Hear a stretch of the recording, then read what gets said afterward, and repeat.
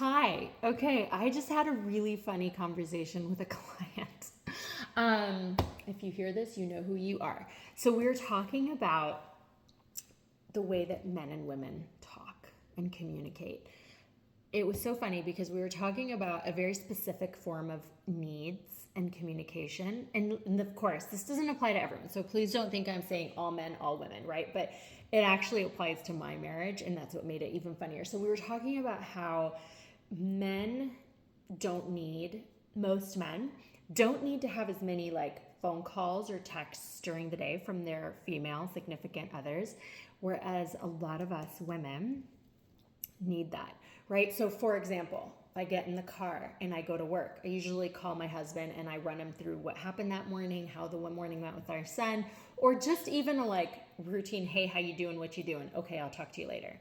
And then sometimes if I'm on break, I'll call him, how's it going? What's the day? Okay, and then I move on. He doesn't need that. He will send me texts, he'll send me funny memes, and that's like the difference, right? But it's still a different mindfulness, right? Like that's how he thinks of me and remembers me and like wants to engage. And I'm like, hello. But here's the interesting thing. We were talking about why women, like sometimes the way that I guess we run out, like our reserves are that like, that cup of attention or engagement, it like we're losing more of that on a faster basis than men are. Like their cup will be filled, like you could hang out, spend time together, and then like everyone's cup is filled.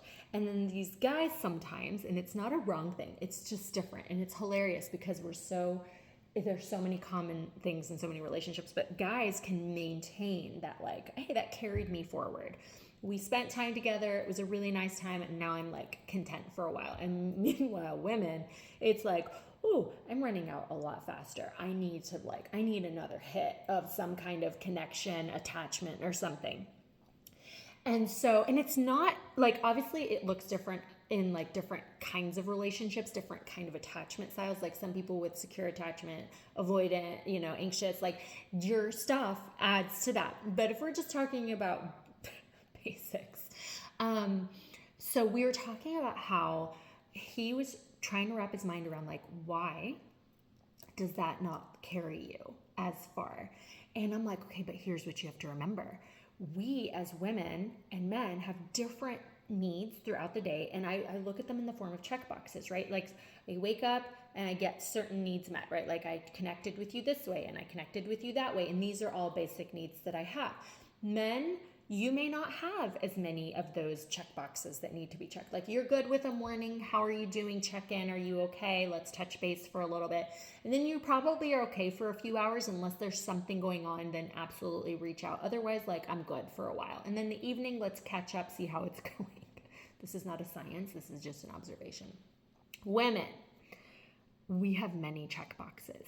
There's the basic needs, like I need to tell you the things that happen because they're important to me. And then there's the I just want to talk to you to hear your voice and see how you're doing checkbox. Then there's the oh my gosh, I saw the funny thing that I just needed to tell you checkbox. So we have so many needs that need to be met throughout the day. And the thing is, we are probably going to meet those needs mostly on our own. We just need you to participate, right? So if I pick up the phone and call you or I text you, I don't even need you to say a whole lot. I just need you to be available for me to tell you all these things, and knowing that you as my person are going to hear and receive this thing. That's why it's important. So basic communication. We speak very different languages. Did you know that? This isn't new. It's a real thing. And it looks different in every relationship, but here's the thing. I think we sometimes, as people, as humans, we get frustrated with the thing we're in and whatever that relationship communication thing looks like, that we don't stop to think, what is the need of my significant other? And do I communicate how I feel about this? Like, obviously you don't want to tell the other person, like, please stop calling me. I am annoyed with your calling me or whatever, but there are, in fact, nice ways to say that. I happen to be really good I've learned over the years, because I'm incredibly sensitive, I've learned over the years how to express a tough thing to say, and how to be better at having an open mind and open heart when my husband has to come tell me something that I need to work on. But ultimately, you have to be a participant in your relationship. You have to talk about these things. You have to discuss if you like the way that you guys communicate. And it's these little things like have this conversation about the different check boxes. Like, it's a mindset shift.